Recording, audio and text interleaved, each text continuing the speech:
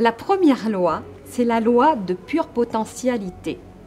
La loi de pure potentialité dit qu'il existe en nous et autour de nous de l'énergie.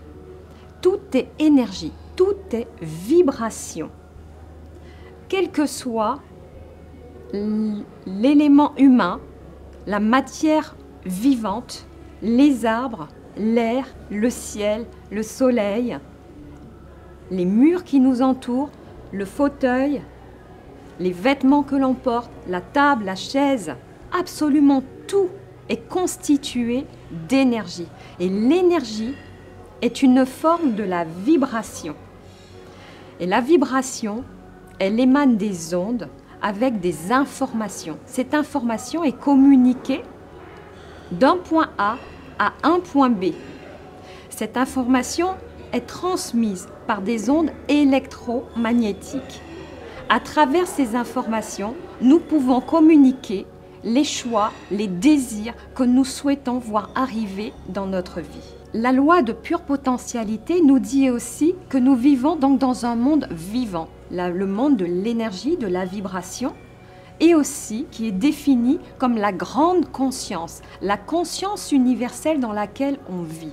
Elle devient conscience à partir du moment où on en a conscience, où on se lève le matin, nous avons conscience que cette loi existe et que quoi qu'il arrive dans notre journée, que ce soit des événements positifs ou des événements négatifs, cette loi est là en permanence. Elle est régie par la loi du continuum et de la permanence. Et elle est à notre disposition pour formaliser, pour concrétiser, pour manifester ce dont nous voulons profondément avec justesse. Appliquer les 7 lois spirituelles dans sa vie, ce n'est pas toujours évident. J'en conçois. Il faut une certaine pratique.